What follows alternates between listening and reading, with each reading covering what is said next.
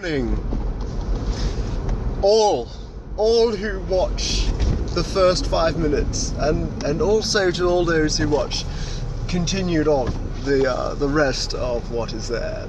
Yes, I appreciate it. Thank you. I hope your mornings are all wonderful, or whatever time of day it happens to be at this moment.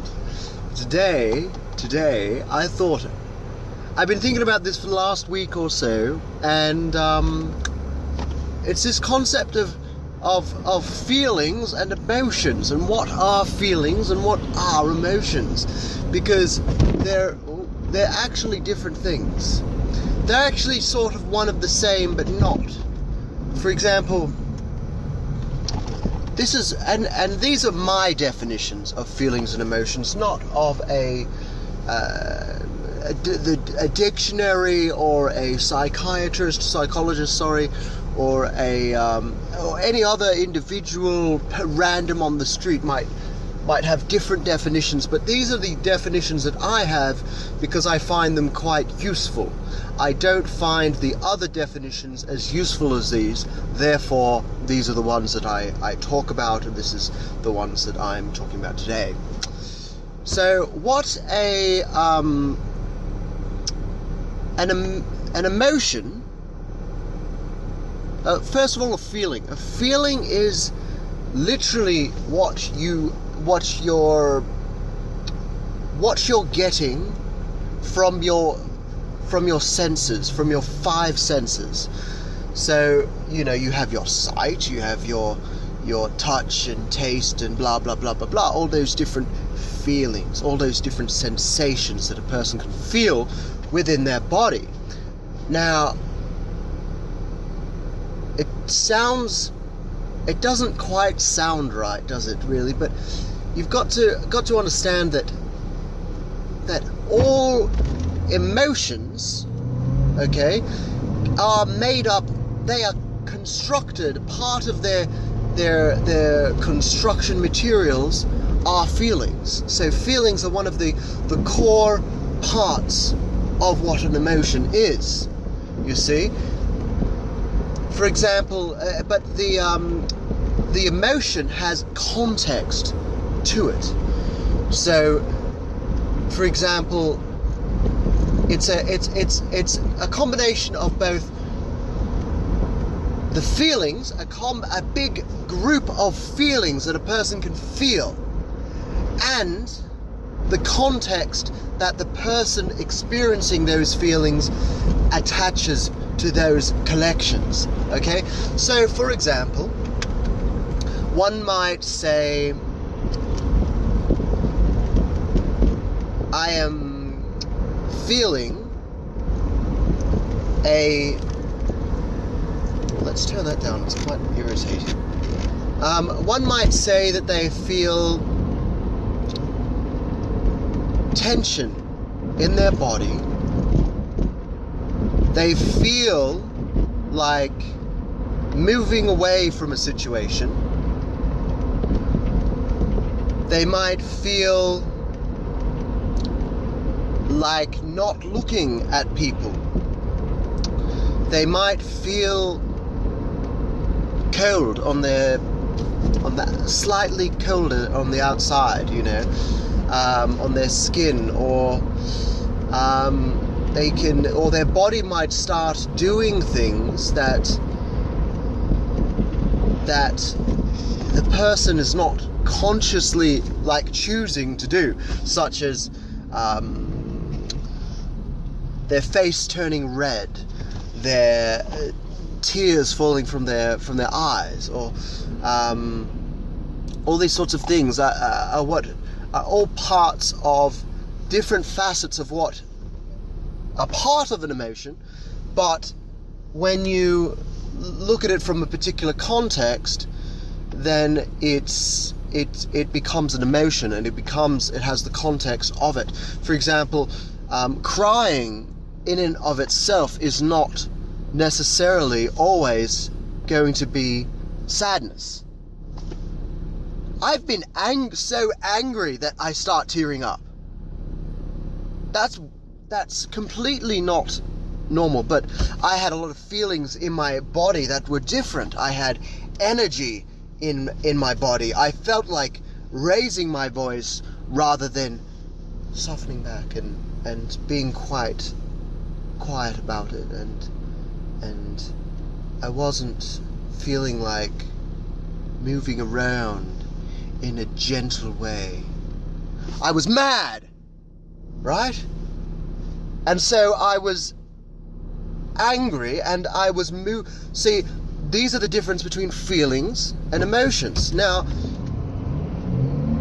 and you can go on and on and on. You could go into what is happiness, what is sadness, what is anger, what is jealousy, what is all these different manners of different emotions. You know, you could go list them all off.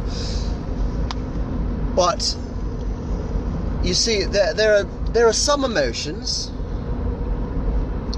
that are easy to misunderstand. For example, one might feel a burst of energy,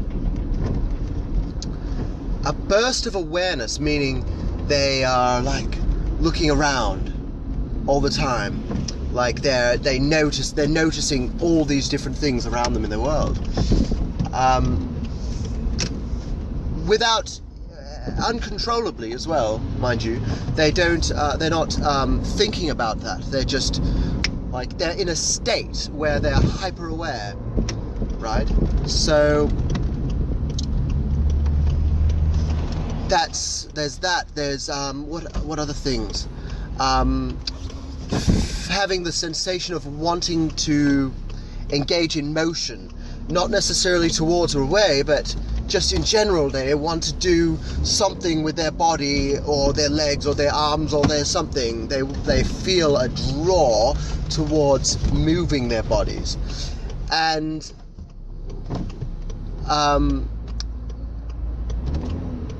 they feel this sensation through their chest if it's a really intense one. Now,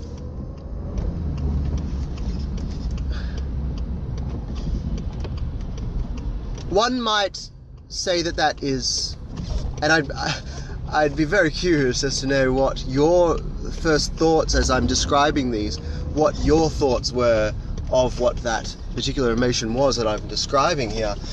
Is it fear, or is it excitement? Go back and re-listen to those things: the energy, the wanting to move, and now, of course, there are different types of fear, and fight or flight or whatever. But obviously, if you wanted to fight, flight, or freeze, I should say, freezing would not be a burst of energy, and it would not be a feeling of which compels you to move your body. Obviously, that goes without saying. But you guys are much more intelligent than that, and to not see that point. But fear and excitement, for example, are, if you really, really, really think about it, they're almost exactly the same, except that one has a positive vibe. Now, even to go into what does a positive vibe feel like, well, it's hard to explain, isn't it? Like, if you're going to define what is a feeling, what is a general sensation of feeling good versus a general sensation of feeling bad. I mean, there are large differences that you can point out, but generally speaking, when you boil it all down, you can be in the same situation and just have a slightly good vibe or a slightly bad vibe, and it's got nothing to do with sensations in your body. You don't have anxiety or anything like that. You don't feel compelled to reach out and grab the person and give them a big kiss on the face or something like that. you just get a good vibe, you know. What is that? If you can define these things, then you can actually understand yourself so much better. You can even, if a sensation is close enough as well, you can even train yourself to use a technique called reframing, where you can say to yourself, actually I am a little bit nervous, but it's not fear, it's excitement. So say you're about to do a speech, you can say, you know, I can feel the nerves in me, but I'm going to choose to say that there's also an element of excitement in there as well. And from there, your whole paradigm and your whole perspective on the task that you're about to perform is going to be different. Because fear has so much negative beliefs attached to it. So if you're fearful, you're less capable. You're less capable than if you're excited, right? That just goes without saying. Like, that's a common thing that all people I'm sure would agree. You know, I mean, within reason, of course. Like, if you're fearful and you use that to generate aggression to fight your way out of a situation, then that's completely different. But again, you guys are more intelligent than to point out something like that. So, also knowing the difference, for example, between something like, if you sit down and really, really, really think about it, and spend a good part of your day, maybe all in one sitting, like sitting down for a good hour and writing out a list, or maybe just thinking about it through the day and then summarizing it when you get home, to think about what really, really, really defines specific emotions. For example, feeling angry versus feeling frustrated. Is it simply a difference in intensity, or is there other elements to that? Is there a different element to aggression and anger? Are aggression and anger the same thing? How do they feel when you feel aggressive, when you feel angry, when you feel frustrated, when you feel stressed? Are they, you know, it's actually easy to use the wrong nomenclature, the wrong words, okay, to describe the wrong thing. So you may say, I'm just so angry with them. I feel so much anger because of the way they're behaving.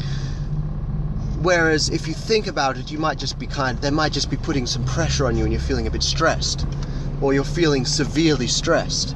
But stress uses different tactics, you understand, than dealing with anger. Okay, they're completely different. They're similar emotions, but they're very, very different, and they require different methods of tackling them. Sadness versus clinical depression. You know that if you just feel sad, then yes, you can deal with it, or you can just acknowledge that this moment of sadness is going to pass, and then knowing that fact, that is a fact. If it's just sadness, something sad's just happened, it's going to ease up. That's how sadness works. Happiness is the same. Happiness is wonderful while it lasts, and then afterwards you get this afterglow that lasts for a specific amount of time, okay? And that's neither here nor there. That's not good or bad. I think that's just life, really. Anger as well. If you could be an angry person, you could identify as an angry person, and then you're angry all the time at all the things, and you're looking for more things to be angry at. Or you could just be stressed, and you're a stressed person, or you're frustrated with the way your life is being orchestrated, and frustrated about, say, I don't know, the way a relationship's going, or the way a person chooses to communicate, or whatever it may be, you know, really try that exercise out. When you have a moment, write it down and really think about the emotions which you find are similar. Is there a difference between that feeling you get with your true love? You know, that moment where your heart skips a beat and you're just in your own little world, you know, you two are together and it's just they're spending this moment just with you, and it just feels like nothing could replicate this specific feeling, you know. How does that compare to the love that you may feel to another? Is it just intensity, or can you get specific on the feelings and the way your body is drawn towards that person, or away, or whatever it may be? How is that different to the most extreme levels of happiness that you've ever felt in your life? You know, is that a similar feeling to love? Is it different? How is it different? How does it physically feel? Don't talk about this intellectually. Don't think, well, it's the context that makes it different, because yes, well, obviously the context that you think about is different, but that's neither here nor there. Like, really, right now I'm just speaking about the feelings that you physically feel.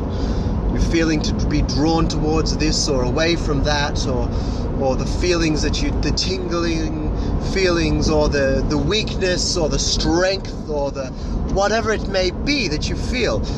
Do that exercise and really try and pinpoint exactly what every feeling feels like. Okay?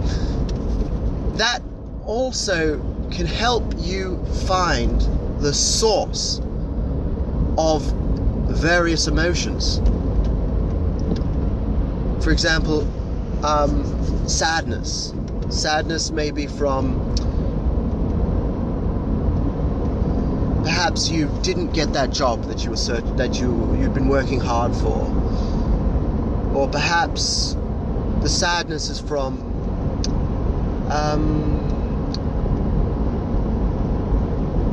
something not going your way, something else that's not going your way, or perhaps there's a person in your life that's not as affectionate as you would expect or like, or something like that. Maybe it comes from a place of fear of abandonment, and so that's where your source of sadness comes from. You know, and if you can pinpoint exactly what abandonment feels like, what disappointment feels like, in terms of feelings in the body, not just the context of which you are attaching to those feelings. All right? If you're able to do that, that is part of what knowing one's self is all about. It's understanding yourself. It's being able to read the signs that your body is actually giving to you, and understanding yourself on that level that you didn't understand before. It gives you a lot of insight, and it gives you a lot of power on how to best motivate yourself, and how to make the most amount of change in your life in the areas that you wish. Okay, so I think that's everything. This is the shortest video in a long time. It's going to be, I'm hoping I'll stop talking in the next 50 seconds, and that'll be under 20 minutes. It'd be great.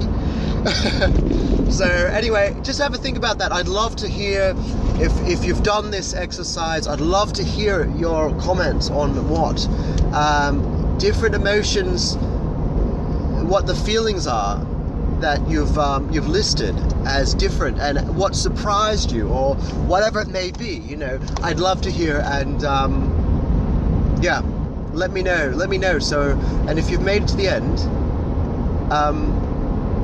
I'd quite appreciate letting me know that you've done so. Because I mean, I can see how many views I've got, but I'm always curious about how many people actually watch the entire thing. Because there's so much content, it goes for so long, and it's so difficult to sit down and find the time.